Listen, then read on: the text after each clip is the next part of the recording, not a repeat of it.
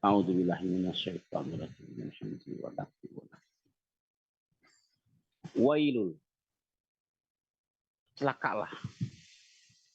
Ya celakalah, binasalah. Ini yang ngomong siapa, Ibu? Wailul yang bilang celaka kamu. Yang bilang siapa nih? Allah. Allah. Allah Subhanahu wa taala. Kalau misalnya yang ngomong anak kecil kepada orang tuanya, anak yang kecil, celaka loh, awas loh, Pak. Atau teman sebaya lah ya, awas ya celaka. Ya, tunggu kamu. Mungkin perkataannya nggak terlalu berdampak besar. Tapi kalau dibalik gitu kan, orang yang punya kekuasaan mengancam orang yang di bawahnya, atasan kepada bawahannya, celaka kamu ya, lihat aja nanti. Maka ancaman ini perlu diperhitungkan, ya perlu difikirkan, nggak main-main, kan? Nggak main-main. Terlebih lagi bila Allah yang mengancam. Celakalah wahai kamu semua, wailul. Ya, Allah yang mengancam. Maka ancaman Allah benar-benar terjadi, nggak main-main. Allah nggak pernah, Allah selalu menepati janji. Celakalah kamu, nggak ada keterangan. Apakah di dunia, apa di akhirat? Maka kita umumkan saja. Celakalah kamu baik di dunia maupun di akhirat. Ya, wailul kepada siapa? Lil mutaffifin, bagi mereka al mutaffif. Ya, al mutaffif, mutaffif kalau secara bahasa adalah ringan, yang orang-orang yang menganggap enteng, menganggap sepele, menganggap remeh. Ya, al mutaffif juga bisa berarti pertengkaran, bertengkar. Ya karena orang-orang suka menganggap remeh, lama-lama kan timbul pertengkaran. Secara bahasa artinya juga sedikit. Ya al mutafif itu apa, sedikit, dia kalaupun mengambil nggak banyak, sedikit saja. Kalau 1 kilo mungkin yang dikurangi cuma 1 on gitu kan. Dalam 1 liter mungkin yang dikurangi 1 mili gitu kan. Sedikit saja yang diambil. Ya karena mereka menganggap sedikit inilah, orang nggak tahu ini, sedikit, ya nggak berasa gitu kan, nggak berasa, menganggap remeh. Itu kalau secara bahasa, kalau kita artikan secara bahasa. Tapi Allah jelaskan arti al-mutaffifin di ayat ya kalimat selanjutnya. Ini menunjukkan sehebat apapun pakar bahasa, sehebat apapun pakar-pakar hukum gitu kan, pakar-pakar ini kalau bertentangan dengan penjelasan yang Allah jelaskan dalam Qur'annya, maka harus tunduk. Ya harus tunduk.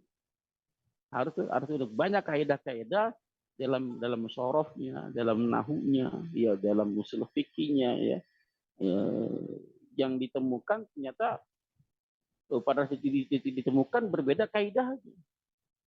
Harusnya begini, kenapa begini? Maka bukan Al-Quran yang ikut kepada kita, tapi kita yang ikut kepada Quran. Buat kaidah lagi yang lain agar kaidahnya cocok dengan apa yang dimaui oleh Quran. Gitu ya. Apa yang dimaui oleh Quran. Baik. Jadi apa kata Allah? Apa itu al-mutaffifin? Alladzina idza kalu alan nas yastaufun. Adalah mereka yang apabila mereka menimbang untuk dirinya sendiri kepada orang-orang atas orang lain, dia minta timbangannya dipenuhi. Dia minta timbangannya nggak mau dikurangi. Dia minimal timbangannya dicukupkan. Wajar. Boleh, karena haknya. Siapapun orang yang membeli sesuatu tidak ingin yang dibelinya itu kurang. Saya beli jeruk 1 kilo, beli bensin 1 liter. Siapapun orangnya yang beli tidak suka kalau dia bayar 1 liter, yang diterima kurang dari 1 liter. Siapapun nggak terima. Kenapa? Itu hak saya. Kamu telah mengambil hak saya, nggak suka. Pengennya lebih. Tapi harusnya harusnya gentle. Pada saat kamu tidak suka dikurangi, maka harus berlaku adil dong. Pada saat kamu jadi penjual juga jangan mengurangi. Nyatanya di ayat selanjutnya, wa idza kaluhum au wazanuhum yuksirun. Ketika kamu menjadi penjual, orang beli sama kamu mengurangi timbangan buat mereka. Ini kan nggak fair namanya. Mau nyubit nggak suka dicubit. Menuntut haknya, kewajibannya nggak dipenuhi. Giliran haknya kurang, teriak-teriak kemana-mana, semua orang tahu. Tapi apabila dia mengambil hak orang lain, itu diam-diam. Ini orang-orang yang curang. Orang-orang yang curang. Ya, mau menuntut hak tapi tidak mau menunaikan kewajiban. Ini kalau kita lihat, kalau saya kembali kepada para jamaah sekalian. Ini ayat ini berhubungan dengan apa kira-kira? Ada yang tahu? Kira-kira yang tentang curang-curang ini berhubungan dengan siapa nih kira-kira? Tentang jual beli. Iya, padahal nggak ke situ. Semuanya padahal luas. Kalau kita luas bisa luas. Bisa ini masalah hak dan kewajiban antara suami kepada istrinya, orang tua kepada anaknya, pengusaha kepada bawahannya. Antara hak dan kewajiban. Ya ada seorang suami yang apabila dia haknya kurang dari istrinya, ya contoh banyak lah ya, yang pagi-pagi biasa dibikin kopi nggak bikin kopi, mesem aja tuh, nggak mau tegur-teguran, nggak mau segala, haknya dikurangi udah. Tapi giliran istrinya meminta haknya, minta waktunya untuk bercandaria, ya berbagi cerita gitu kan. Padahal kewajiban suami adalah salah satunya adalah memberikan pendidikan kepada istrinya, anak istrinya. Banyak hak istri yang dilantarkan. Pada saat pada giliran suami haknya dilantarkan nggak mau, tapi dengan seenaknya melantarkan hak istrinya. Begitu pula orang tua kepada anaknya, di mana seorang orang tua berkewajiban mendidik anaknya dengan pendidikan Islami, memberi nama sesuai dengan Islami, memberi harta yang halal. Ya, tapi kewajibannya nggak dipenuhi. Tapi giliran haknya dilanggar, dia malah membabi buta, mentang-mentang dia berkuasa. Atasan kepada bawahannya. Kamu datangnya jam 7 pagi, jam 7 pagi, nggak boleh telat. Kamu harus lembur ya. Nggak boleh enggak. Dilaksanakan semua, dikerjakan semua. Giliran gajian ditunda-tunda. Ditunda-tunda. Giliran nggak ditunda, dibayarkan, dikurangi hak. Ada potongan inilah, potongan itulah, segala macam. Ini bisa meluas kemana-mana kalau di makanya kata Allah, celakalah mereka yang al-mutaffifin, yang suka menuntut haknya tapi tidak suka menunaikan kewajibannya. Itu intinya. Ya, sedikit sih yang diambil, nggak banyak. Tapi kalau setiap hari sekian banyak orang, berapa banyak yang diambil? Nah, yang sering kalau dulu kan mungkin timbangan ya, buah-buahan, ya, beras. Nah, sekarang bisa melebar tuh, pom bensin, ya, dari 0 ya, pasti timbang 1 liter, pasti buka lagi nggak nyampe 1 liter.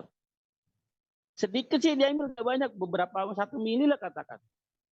Tapi kali berapa liter tuh orang-orang sekali beli berapa liter tuh sekali isi bensin? 1 hari berapa orang? Ya, dikali 1 bulan jadi kaya raya.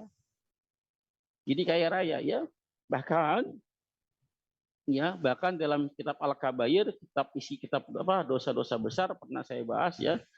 Homsun bi homsin. 5 dibalas 5. Yang salah satunya yang poin nomor 4 ya. Poin nomor 4 adalah yang berbunyi wama tofahul mikyala wal mizan illa muni anabati wa uhidu bisinin. Wama tofahul mikyala wal mizan, dan tidaklah mereka mengurangi takaran dan timbangan illa melainkan Muni'a nabati, muni'a, mana'a, mana'a menahan, muni'a ditahan sama Allah. Ya, melainkan Allah ditahan sama Allah nabati tumbuh-tumbuhan, tanah-tanaman sehingga dia nggak berbuah. Sehingga dia gagal panen. Kenapa? Ada pelaku-pelaku yang mengurangi timbangan dan takaran. Iya, pasti Allah akan tahan rezekinya, akan tahan tumbuh-tumbuhan nggak berbuah. Wa itu bisinin dia yang diberikan kemarau yang berkepanjangan. Yang jadi masalah pada saat timbul kemarau berkepanjangan, yang merasakan dampaknya bukan cuma bukan orang yang pelaku doang, yang mengurangi timbangan takaran, tapi orang-orang beriman pun yang nggak bersalah pun dia merasakan dampaknya. Sekarang kita pernah mengalami yang namanya kelangkaan BBM, minyak goreng langka. Ya, kenapa? Karena pelaku orang-orang yang suka menimbun, yang suka berbuat curang. Makanya kata Allah, wailul. Celakalah mereka yang suka berbuat curang, yang suka menuntut hak, tapi giliran haknya kewajiban hak orang lain nggak mau dipenuhi. Ya, celakalah mereka. Ya, dalam satu pepatah Arab disebutkan ya kama tadain tudan, ya, sebagaimana kamu beramal seperti itu pula kamu akan dibalas. Ya, al jazau min jinsil amal, ya, balasan sesuai dengan perbuatannya. Baik, kita lanjutkan ya. Ala al istifham, apakah tidak? Yazun, mereka menduga, mereka mengira. Ya, tadi saya jelaskan bahwa zon itu letaknya nilainya 75% di bawah yakin, di atas syak.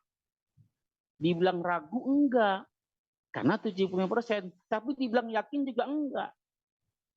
Ya, kalau misalnya mereka misalnya mereka yakin, ya mereka menduga, bukan zon kalimatnya, kalau kalimat diganti ya diganti dengan yakin. Jika mereka yakin akan ada hari pembalasan, maka tidak akan ada pelaku-pelaku al-mutaffifin. Pelaku-pelaku curang tidak akan ada. Kalau mereka yakin 100%, akan adanya hari berbangkit, akan adanya hari pembalasan, tidak akan ada orang-orang yang curang. Tapi mereka karena letaknya zon, yakin enggak, 76%, ragu juga enggak sih. Akhirnya dia apa?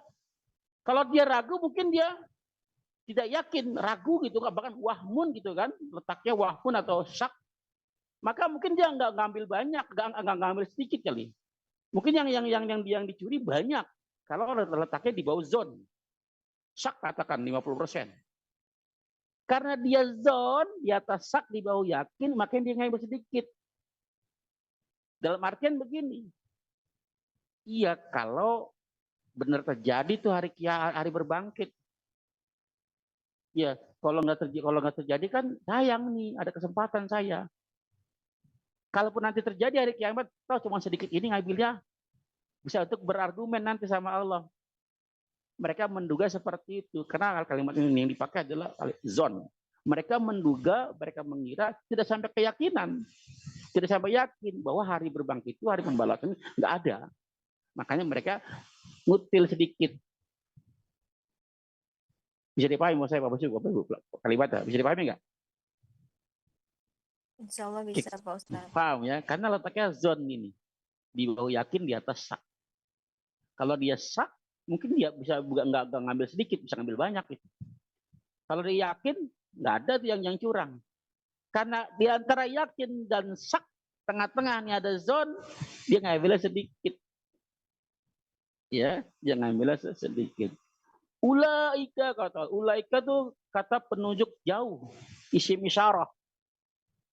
Ya, kata penunjuk jauh, ulaika itu, mereka itu karena jauh. Artinya orang-orang pelaku yang curang-curang itu, pelaku kecurangan itu jauh dari Allah. Mereka itu jauh. Ya, dikasih kali itu bahasa Quran tuh teliti, kata demi katanya rapi. Mereka itu pelaku-pelaku curang jauh sekali. Maka dikasih kata ulaika jauh. Ya, mereka itu yang jauh. jauh dari rahmat Allah, annahum bahwa saja mereka mabusun betul-betul akan dibangkitkan. Bahasa bangkit, mabusun yang dibangkitkan. Mereka akan dibangkitkan dan pasti akan dibangkitkan liyaumin azim pada hari yang besar, hari yang kuat, hari yang tidak hari. Kenapa disebut hari yang besar? Karena hampir semua meyakini bahwa hampir semua manusia itu ada datang pada hari itu, menyaksikan hari itu benar-benar terjadi, berkumpul pada waktu yang sama. Ya, liyaumin azim, yauma yakumun nas lirabbil alamin. Pada hari itu orang-orang semua berdiri menghadap Allah, menghadap Tuhan, Tuhan seluruh alam. Menghadap mereka berdiri. Ini kalau saya gambarin begini Bapak sekalian. Pada saat hari berbangkit, mereka semuanya berdiri mengantri. Saya ibarat begini. Kalau misalnya dalam satu kelas ada kecurian, ada benda seorang siswa yang dicuri. Pencurinya ada dalam kelas. Ya, entah satu orang, entah berteman, berkelompok, pencurinya ada di dalam kelas tersebut. Tapi nggak mau ngaku. Ya, nggak mau ngaku. Akhirnya tuh datang guru-gurunya, kelasnya pintu kelas ditutup, semuanya berdiri. Semuanya berdiri, tidak ada yang duduk, semuanya berdiri. Nah, gurunya masing-masing menggeledah setiap siswa yang ada. Kira-kira bagi yang tidak mencuri, tenang atau gusar? Tenang. Tenang saja. Kenapa? Dia nggak bukan pelakunya. Tapi yang merasa mencuri ini yang jadi, karena mereka tertunduk malu. Bedanya pada kelas itu adalah gurunya nyamperin, memeriksa satu persatu, atau bisa jadi dipanggil satu persatu. Kalau ini enggak, Allah yang begitu gagahnya mengadili semua manusia, semuanya berdiri. Ya, yang pendosa, yang bermaksiat, ya, yang beriman tenang-tenang saja. Karena berada dalam naungannya. Yang pendosa ini ketakutan luar biasa, karena merasakan pada hari itu, teringat yang kejadian-kejadian, perbuatan-perbuatan yang dulu pernah mereka lakukan di dunia. Waduh, gimana ini? Ternyata ada hari berbangkit. Ya, mereka berdiri menunggu giliran menghadap Allah Subhanahu wa taala. Andai saja mereka meyakini bahwa hari itu benar-benar terjadi, maka tidak akan ada al-mutaffifin. Ya. Kala itu ada dua penafsiran. Artinya kala ini artinya hakon, pembenaran, benar sekali bahwa hari itu benar-benar terjadi. Yang kedua artinya nafi, ya, penafian. Jangan begitu, sekali-kali tidak, jangan begitu, jangan berbuat curang. Kenapa? Karena hari berbangkit, hari berpembalasan pasti terjadi. Kalau inna kitabal fujjar, sesungguhnya ada kitab al-fujjar, kitab orang-orang yang perusak, orang-orang pendosa, ya, orang-orang pendosa, ada bukunya, ada kitabnya, lafi sijin, ada pada sijin. Sijin itu ya buku catatan. Ya, buku catatan, ada banyak penafsiran, ya. Ada banyak penafsiran. Yang pertama adalah sijin adalah dalam tafsir jalan lain di sini disebutkan kila huwa kitab jami. Dia adalah satu buah kitab jami, perkumpulan. Ya, perkumpulan jamiul amal. Jadi kitab perkumpulan seluruh amal ada di situ. Ya, seluruh amal as-sayatin, orang-orang pengikut setan. Nah, jadi orang-orang pendosa yang setan, yang dimana setan sebagai rujukannya, maka kitab setannya bernamanya sijin. Artinya sijin adalah satu buah kitab, isinya adalah pelaku-pelaku dan amalan-amalan orang-orang yang menjadikan setan sebagai rujukan. Ya, kitab yang isinya pelaku-pelaku dosa ya. Itu amal syaitan wal kafar wal kufar dan orang kafir. Itu satu penafsiran. Penafsiran yang berikutnya, sijin adalah satu buah lembah, orang bilangnya lubang di antara lubang-lubang neraka. Letaknya di bawah lapisan bumi yang ketujuh. 7 lapis bumi, dia paling dasar. Jadi apabila seseorang mati, ya dicabut oleh malaikat pencabut nyawa. Apabila orang itu berdosa, maka dicabutnya dengan keras. Wan naziyati gharqa, dicabut dengan begitu kerasnya. Ya pada saat dicabut begitu kerasnya dan berkata malaikat-malaikat kepada orang tersebut, keluarlah wahai manusia busuk, wahai manusia kotor, keluarlah kamu. Kata para malaikat, dicabut sambil dengan kerasnya. Lalu pada saat tercabut ruhnya, seketika ruangan itu menjadi bau busuk, bau tidak sedap, ya bau tidak sedap. Bahkan ya tapi kita nggak bisa cium, yang nyium para malaikat. Ini bau apaan?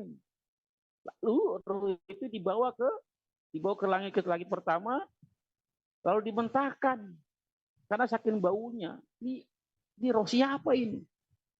Dia dibentangkan, ditolak, ya dari langit pertama langsung dibuang, dilemparkan ke dalam sijin. Ya, sijin.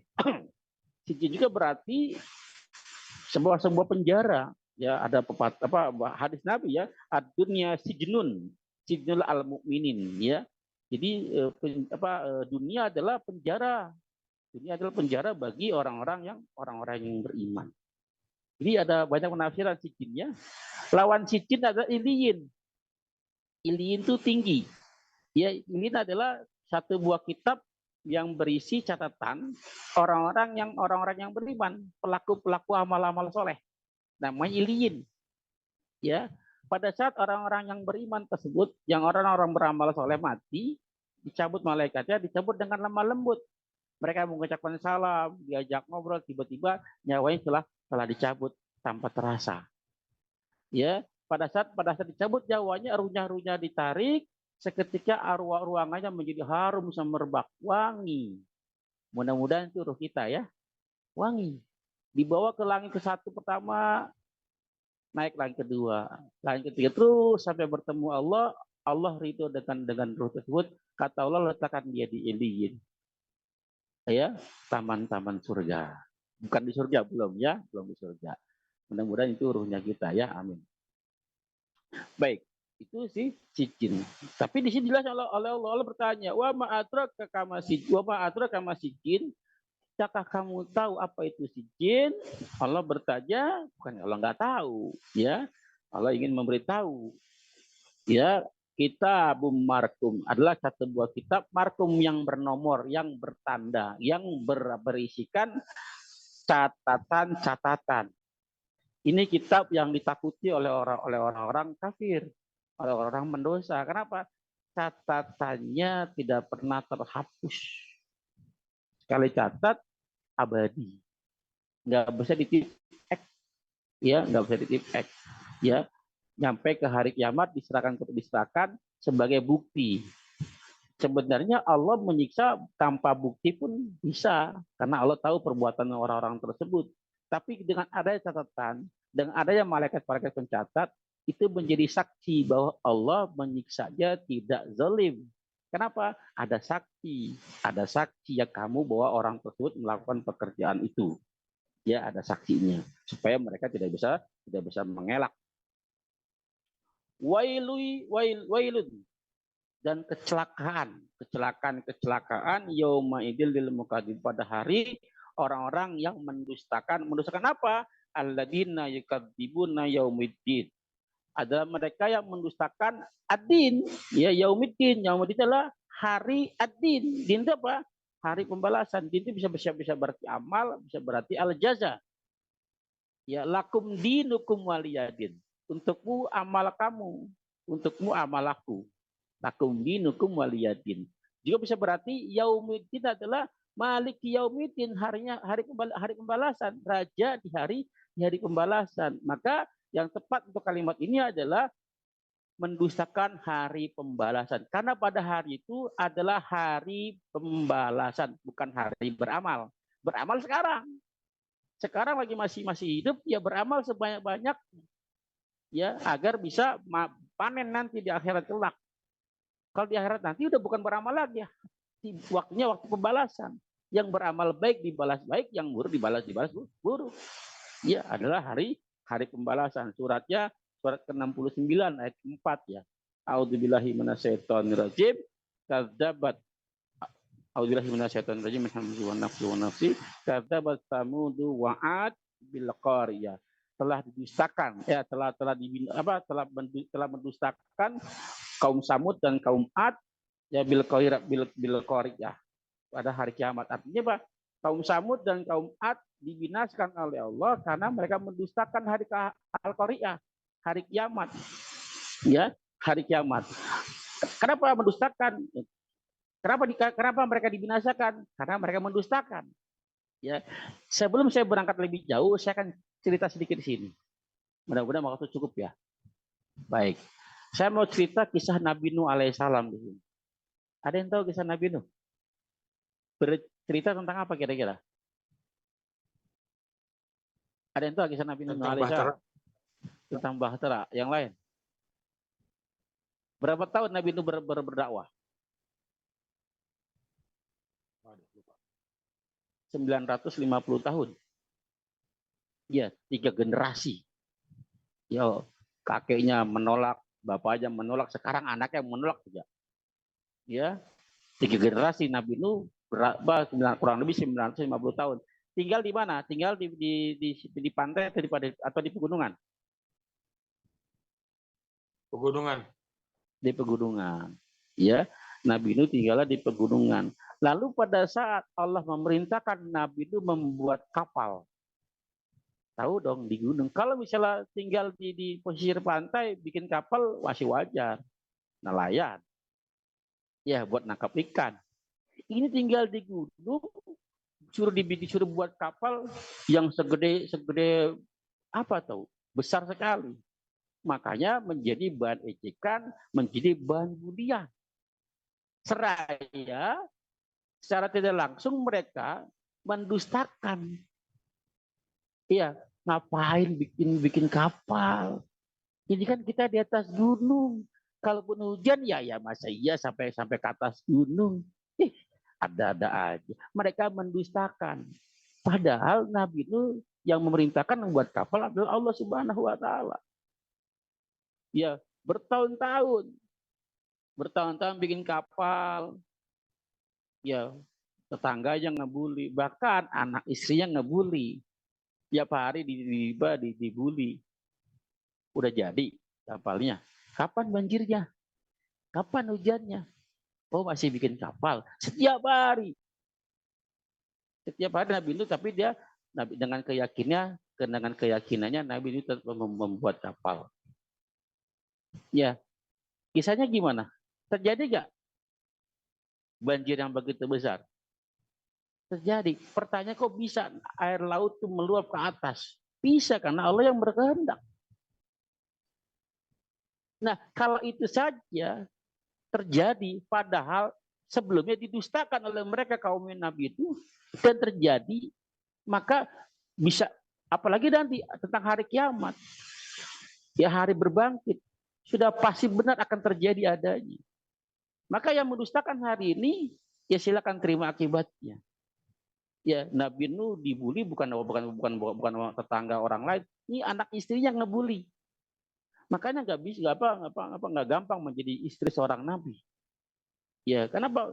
Mereka tuh bertolak belakang dengan keadaan pada waktu itu, dengan logika pada waktu itu, bertentangan. Siap belum dibully? Ya kalau zaman sekarang ya menjadi istrinya ustadz gitu kan. Kenapa? Bertentangan dengan orang banyak biasanya. Di mana pada hari itu orang-orang banyak lebih senang bermaksiat dibanding untuk suruh ngaji kan. Maka nggak gampang dibully setiap hari. Tapi terjadi nggak? Terjadi tuh banjir yang begitu besar, terjadi juga akhirnya. Maka terimalah akibatnya orang-orang yang mendustakan. Begitu pula tentang orang-orang yang mendustakan hari pembalasan. Nanti terima akhirnya, terima akibatnya. Kita yang beriman fokus seperti Nabi Nuh. Kuatkan imannya, tetapkan amalnya, jangan pernah kendor. Kenapa? Kita beramal untuk hari depan, bukan hari sekarang. Ya, untuk hari akhirat ya. Makanya kemarin pernah saya bahas kan al-kaisu.